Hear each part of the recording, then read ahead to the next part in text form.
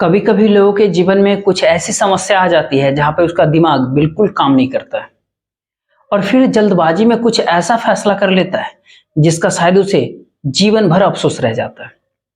आज की जो सच्ची घटना मैं आपको बताने वाला हूं, दरअसल इस घटना में भी कुछ ऐसा ही होता है जिसकी वजह से ना सिर्फ एक लड़का हमेशा के लिए इस दुनिया को छोड़कर चला जाता है, बल्कि उसके बाद कई लोग जेल के भीतर भी चले जाते हैं। सच में दोस्तों, आज की जो सच्ची घटना मैं आपको बताने वाला हूं, दरअसल यह आपको भी हैरान कर देगी। नमस्कार, मेरा नाम जितेंद्र कुमार। आप देख रहे हैं स्टडी सफर तक। वीडियो को लाइक और चैनल को सब्सक्राइब जरूर कर लीजिएगा। दोस्तों, आज की जो सच्ची घटना मैं बता रहा हूँ, दरअसल यह घटना होता है उत्तर प्रदेश का। उत्तर प्रदेश का ही एक जिला होता है गोरखपुर। और इसी गोरखपुर का एक थाना पड़ता है बेलघाट, और बेलघाट थाने के अंतर्गत एक गांव पड़ता है बनकट। और इसी बनकट गांव का रहने वाला सुनील सुनील की पत्नी का नाम होता है बिमला देवी। अब सुनील जो कि पश्चिम बंगाल के कोयला खदान में नौकरी करता है, लेकिन सुनील की पत्नी बिमला देवी के करीब 5 साल पहले मौत हो जाती है। अब सुनील के टोटल 4 बच्चे होते हैं, जिसमें 3 बेटियां और 1 बेटा। बड़ी बेटी का नाम राधिका, दूसरी बेटी का पूजा, तीसरी बेटी साधना और सबसे छोटा बेटा वरुण। अब सुनील की पत्नी का जब मौत हो जाता है, उसके सारे बच्चों की लालन पालन वो सुनील के पिता वंशराज करते हैं। अब सुनील की अपनी बड़ी बेटी राधिका के 5 साल पहले करीब शादी कर देता है पूजा, जिसकी उम्र 21 वर्ष के आसपास होती है, जो अपने ही इलाके से ग्रेजुएशन तक की पढ़ाई कर चुकी है और फिर घर पे ही रह करके कोई कंपटीशन की तैयारी करती है।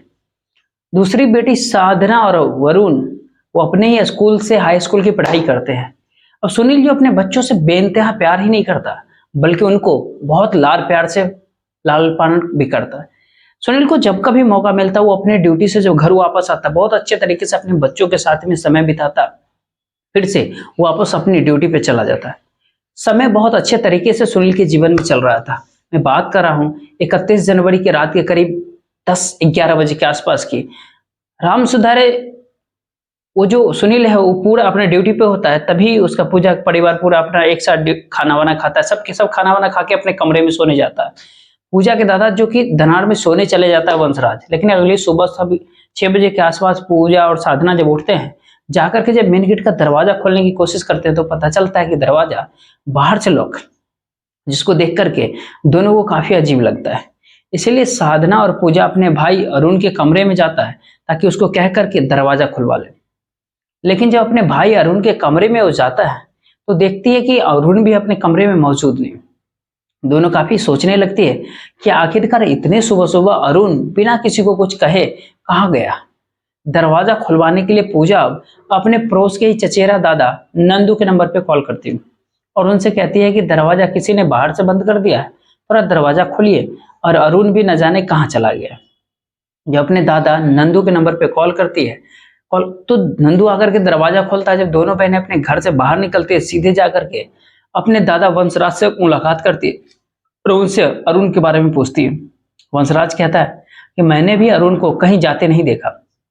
उसके बाद से पूजा का पूरा परिवार अरुण को गांव में खोजना शुरू कर देता है। करीब 3-4 घंटे का समय बीत जाता है, इसके बावजूद भी अरुण का कहीं कुछ पता नहीं चलता है। इधर पूजा का चचेरा दादा नंदू जब उसको खोजते हुए अपने आलू के खेत में पहुंचता है, तो देखता है कि आलू के खेत में ही अरुण की लाश पड़ा हुआ। जैसे ही नंदू इस तरह का नजारा देखता है, तुरंत ही इस बात की जानकारी साधना और उसकी बहन पूजा को आकर के देता है।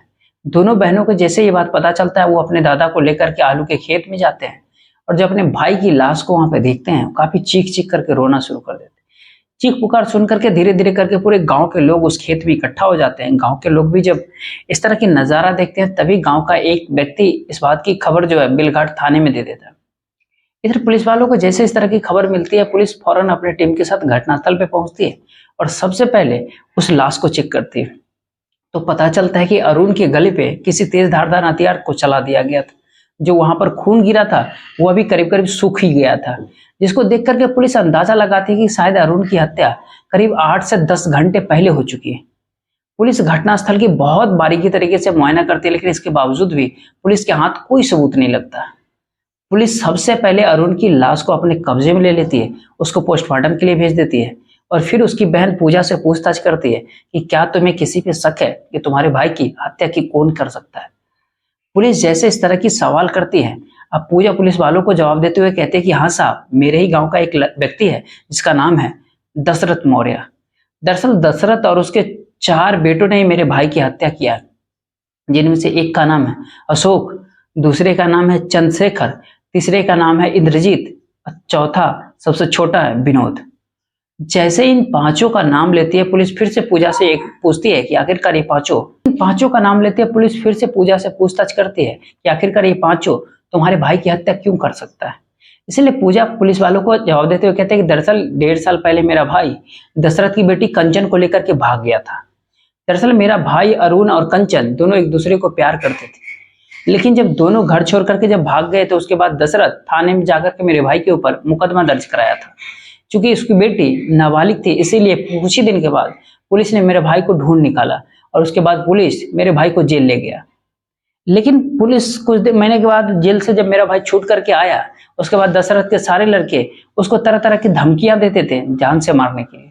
पूजा जब ये पूरी कहानी पुलिस वालों को बताती है, पुलिस पूजा के ही कहने पे धारा 302 के तहत दशरथ और उसके चारों लड़कों के नाम पर नामदर्ज मुकदमा दर्ज करती है और फिर उन सबको गिरफ्तार करने के लिए पुलिस उनके घर पे जाती है, जहां पर पुलिस को दशरथ के 3 लड़के मिल जाते हैं, जिनमें से एक का नाम होता है अशोक, दूसरा चंद्रशेखर और तीसरा इंद्रजीत।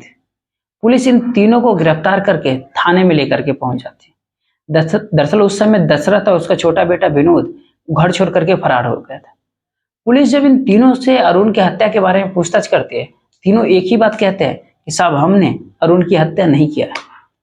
साथ ही साथ पुलिस जब उसके पिता और भाई के बारे में पूछताछ करती है, तो चंद्रशेखर पुलिस वालों को बताता है कि साहब मेरा पिता और भाई घर छोड़ करके भागे नहीं है। दरअसल 2 दिन पहले 29 जनवरी को मेरे पिता छोटे भाई को लेकर के कुंभ स्नान करने के लिए प्रयागराज गए हुआ। पुलिस अपनी तमाम कोशिश कर लेती है, लेकिन ये तीनों अपने जिद से पीछे ही नहीं हटते, बल्कि तीनों पुलिस वालों को जवाब देते हुए कहते हैं कि हाँ साहब ये बिल्कुल सत्य है कि करीब 1.5 साल पहले अरुण मेरी बहन को लेकर के भाग गया था, जिस वजह से वो पुलिस उसे पकड़ करके जेल में डाल देती है। लेकिन जब वो बेल पर छूट करके घर वापस आया, उसके बाद से हमने खुद ही अपनी बहन के ऊपर हम निगरानी रखने लगे, जिस वजह से अरुण और मेरी बहन के बीच में ना तो कभी बातचीत हुआ और ना ही दोनों कभी मुलाकात कर पाए। चंद्रशेखर जब पूरी बात पुलिस वालों को बताता है, पुलिस अब इन तीनों के बयान की जांच पड़ताल करती है, तो पुलिस को पता चलता है कि दरअसल ये झूठ नहीं बोल रहे थे। दरअसल 2 दिन पहले दशरथ अपने छोटे बेटे विनोद के साथ सच में प्रयागराज गया हुआ था। पुलिस भी अब सोच में पड़ जाती है कि आखिरकार पूजा ने पुलिस से झूठ क्यों कहा था। पुलिस फिर से पूजा को थाने बुलाती है, कई तरह से उसके सवाल ही नहीं करती, बल्कि पूजा का मोबाइल भी चेक करने के लिए मांगती है। लेकिन पुलिस जब पूजा का मोबाइल चेक करने के लिए मांगती है, पूजा मोबाइल देने से इनकार कर देती है, जिससे पुलिस को कहीं ना कहीं पूजा के ऊपर ही शक हो जाता है। उस समय तो पूजा पुलिस को छोड़ देती है, लेकिन उसके बाद से पुलिस अब पूजा के मोबाइल नंबर का कॉल डिटेल्स निकलवाती है। कॉल डिटेल्स को जब चेक करती है तो पता चलता है कि 31 जनवरी को रात के समय करीब 11:58 पे पूजा ने एक नंबर पे कॉल किया था। उसी नंबर पे अगले दिन करीब 7 बजे के आसपास बातचीत की थी। दरअसल पूजा उस नंबर पे पिछले कई सालों से लगातार बातचीत करती आ रही थी। पुलिस को जैसे इस तरह की डिटेल्स मिल जाता है, पुलिस अब उस नंबर का भी कॉल डिटेल्स निकलवाती है, तो पता चलता है कि वो नंबर किसी धर्मेंद्र के नाम पे रजिस्टर्ड है। धर्मेंद्र जिसकी उम्र है करीब करीब 24 वर्ष, जो पूजा के ही बगल के गांव के रहने वाला है। दरअसल ये धर्मेंद्र कोई और नहीं बल्कि पूजा के बड़ी बहन राधिका का ही सगा देवर होता है। राधिका जिसके पति का नाम होता है जितेंद्र, जो सीआरपीएफ के अंदर होता है। पुलिस को जैसे इस तरह का डिटेल्स मिल जाती है, 2 फरवरी को पुलिस धर्मेंद्र के घर पे जाती है और वहां से धर्मेंद्र को गिरफ्तार करके थाने लेकर के पहुंच जाती है। फिर धर्मेंद्र से अरुण की हत्या के बारे में पूछताछ करती है। चूंकि धर्मेंद्र जो आदतन अपराधी नहीं था, इसीलिए पुलिस के सामने भी ज्यादा देर तक वो नहीं टिक पाता और आखिरकार अपनी पूरी सच्चाई को कबूल कर लेता है। लेकिन धर्मेंद्र जैसे ही पूरी सच्चाई को कबूल करता है, पुलिस धर्मेंद्र के ही कहने पे अरुण की बहन पूजा को भी गिरफ्तार करके लाती है। लेकिन पूजा जब थाने में आती है, अपने सामने जब धर्मेंद्र को देखती है, देखते ही समझ जाती है कि सारा मामला अब खुल चुका है। पुलिस जब पूजा से उसके भाई अरुण की हत्या के बारे में पूछताछ करती है, पूजा भी बिना किसी शक्ति दबाव के तुरंत ही अपना जुर्म को कबूल कर लेती है। लेकिन पूजा जब ये पूरी हत्या की कहानी बताती है पुलिस वालों को अपनी ही जुबानी, तो सच में इसको सुनने के बाद हर कोई सोचने समझने पर मजबूर हो जाता है। दरअसल इस कहानी की शुरुआत होती है घटना से करीब 5 वर्ष पहले, जब सुनील अपनी बड़ी बेटी राधिका की शादी जितेंद्र से कर देते हैं। जितेंद्र जो कि टोटल 4 भाई होता है, जिसमें तीसरे नंबर का धर्मेंद्र होता है। इधर राधिका की जब शादी होती है उसके बाद से धर्मेंद्र भी अक्सर अपने भाई के ससुराल आना जाना शुरू कर देता है। जब अपने भाई के ससुराल में वो आता है, पूजा से भी वो हंसी मजाक करने लगता है। पूजा जो देखने में काफी खूबसूरत होता है। क्योंकि पूजा और धर्मेंद्र के बीच में हंसी मजाक का रिश्ता होता है। हंसी मजाक करते करते धर्मेंद्र और पूजा कब एक दूसरे को करीब आ जाते हैं दोनों को ही नहीं पता चलता। और उसके बाद पूजा और धर्मेंद्र के बीच में प्रेम प्रसंग शुरू हो जाता है। दोनों के बीच में जब प्रेम प्रसंग शुरू होता है उसके बाद से धर्मेंद्र अक्सर पूजा से मुलाकात करने के लिए उसके घर पे ही जाना शुरू कर देता है। अब दोनों के बीच में जब प्रेम प्रसंग शुरू होता है करीब करीब 4 साल का समय बीत जाता है, लेकिन इसके बावजूद भी इस बात की जानकारी किसी को भी नहीं पता चलता है। पर जैसे ही 4 साल का समय बीतता है कहीं न कहीं पूजा के भाई अरुण को दोनों के ऊपर शक हो जाता है। इसलिए अरुण एक दिन अपनी बहन पूजा को समझाते हुए कहता है कि तुम धर्मेंद्र से थोड़ी दूरी बना करके रखो। अरुण जैसे अपनी बहन को इस तरह की बातें कहता है, पूजा को भी पूरा विश्वास हो जाता है कि शायद उसके भाई को उसके ऊपर शक हो गया है। इसीलिए पूजा अब धर्मेंद्र के नंबर पे कॉल करती है और कहती है कि अब अगर तुम्हें मुझसे मिलना आना होगा तभी आना तुम, जब मेरा भाई घर पर ना हो। उसके बाद से पूजा और धर्मेंद्र दोनों एक दूसरे से मुलाकात करने में काफी हद तक एहतियात बरतते हैं। दरअसल धर्मेंद्र जब पूजा से मुलाकात करने के लिए उसके घर पे आता है, दोनों प्रयास तो करता है लेकिन मिलने का सही समय ही नहीं मिल पाता है, जिसकी वजह से धर्मेंद्र के साथ साथ पूजा भी बेचैन हो जाती है। 31 जनवरी के शाम के समय जानबूझ करके धर्मेंद्र पूजा के घर पे आता है ताकि वो वापस अपने घर न जा सके। शाम के समय जो घर पर जाता है, रात के समय उसके घर पे वो ठहर जाता है।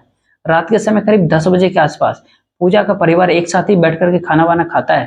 खाना खाने के बाद साधना अपने कमरे में सोने चली जाती है, पूजा अपने कमरे में, और फिर धर्मेंद्र अरुण के साथ ही उसके बेड पे जाकर के सो जाता है। पूजा का दादा वंशराज जो कि दलान में सोने के लिए चला जाता है। जैसे ही 2 घंटे का समय बीतता है सबके सब गहरी नींद में तो सो जाते हैं, लेकिन पूजा और धर्मेंद्र के आंखों में नींद ही नहीं आती है। करीब रात के 11:58 के आसपास पूजा धर्मेंद्र के नंबर पे कॉल करती है और उसे अपने कमरे में बुलाती है। उस समय अरुण जो बगल में ही गहरी नींद में सो रहा था, जैसे ही फोन करती है धर्मेंद्र चुपके से वहां से उठता है और पूजा के कमरे में चला जाता है। लेकिन जैसे ही थोड़ी देर का समय बीतता है इधर अरुण की नींद खुल जाती है। जब उसकी नींद खुलती है देखता है कि उसके बगल में धर्मेंद्र मौजूद नहीं, और साथ ही साथ उसके कानों में हल्की सी फुसफुसाहट की आवाज सुनाई पड़ती है। जब अपनी बहन पूजा के कमरे में वो जाता है तो वहां पर धर्मेंद्र और पूजा को आपत्तिजनक स्थिति में वो देख लेता है। जैसे ही दोनों को आपत्तिजनक स्थिति में वो देखता है अरुण इस प्रकार से गुस्से में आ जाता है कि अपनी बहन की बुरी तरीके से पिटाई करने लगता है। ये दोनों जब अपने सामने अरुण को देखते हैं इस प्रकार से डर जाता है कि अब दोनों को डर सताने लगता है कि इनकी सच्चाई लोगों को ना पता चल जाए। इसीलिए अब दोनों अरुण को समझाते हुए कहते हैं कि हम दोनों एक दूसरे से बेइंतहा प्यार ही नहीं करते बल्कि शादी भी करने वाले हैं। लेकिन पूजा जैसे ही शादी की बात कहती है सुनकर के अरुण काफी गुस्से में आ जाता है और उसको डांटते हुए कहता है कि मेरे जीते जी तुम दोनों की शादी किसी कीमत पे नहीं हो सकती। जैसे इस तरह की बातें कहता है दोनों इस प्रकार से आवेश में आ जाते हैं, यानी गुस्से में आ जाते हैं कि आनन फानन में जल्दबाजी में फैसला लेते हैं। पूजा तुरंत ही अपनी चुन्नी को लेकर के अरुण के गले में लपेट देती है। उसके बाद से पूजा और धर्मेंद्र उस चुन्नी को लेकर के तब तक जोर से खींचते हैं जब तक अरुण की सांसें नहीं थम जाती है। अरुण की जब मौत हो जाती है उसके बाद से अब दोनों अपने आप को बचाने के लिए एक तरकीब, एक प्लान तैयार करते हैं। दरअसल उसी समय पूजा के दिमाग में एक प्लान आता है कि करीब 1.5 साल पहले पूजा का भाई अरुण दशरथ की बेटी कंचन को लेकर भाग गया था, इसलिए उसे जेल जाना पड़ा था। दरअसल उसी रात को वो दोनों मिलकर के अरुण की डेड बॉडी को लेकर के अपने घर से 500 मीटर दूर एक आलू के खेत में जाकर के रख देते हैं। पूजा को पूरा विश्वास होता है जब उसकी भाई की लाश पुलिस को जब मिलेगी तो दशरथ और उसके बच्चों का नाम बता देगी, जिसके वजह से वो सब के सब जेल चले जाएंगे और इनका राज कोई जान भी नहीं पाएगा। लेकिन उस लाश को जब खेत में छोड़ करके वो घर वापस आते हैं पूजा को अब इस बात का डर सताने लगता है शायद उसका भाई कहीं जिंदा ना बच गया हो। इसीलिए पूजा अपने घर से एक तेज धारदार हथियार को लेकर के वहां जाती है और उस हथियार को खुद भाई के गले पे चला देती है, जिसकी वजह से पूजा को पूरा तसल्ली हो जाता है कि अब उसकी भाई की मौत हो गई है। उसके बाद से उसी रात को धर्मेंद्र वापस अपने घर चला जाता है। सुबह में जब पूजा उठती है अपना नाटक करना शुरू कर देती है। सच में जब पूजा पूरी कहानी पुलिस वालों को बताती है, पुलिस पूजा के ही कहने पे दशरथ के तीनों लड़कों को छोड़ देती है और फिर पूजा और धर्मेंद्र को अपने साथ कस्टडी में लेकर अगले दिन जिला अदालत में पेश कर देती है, जहां से दोनों को जेल भेज दिया जाता है। दोस्तों पूरी घटनाक्रम सुनाने का उद्देश्य आपको परेशान करना नहीं है, नहीं आपका दिल दुखाना है, बल्कि आपको जागरूक करना, आपको सचेत करना। जहां भी रहे सुरक्षित रहे और अपनों का ख्याल रखे। बाकी आपका क्या राय है, अपनी राय जरूर दीजिएगा। बाकी वीडियो को लाइक और चैनल को सब्सक्राइब जरूर कर लीजिए, वीडियो को शेयर भी कीजिए, ताकि जय हिंद जय भारत।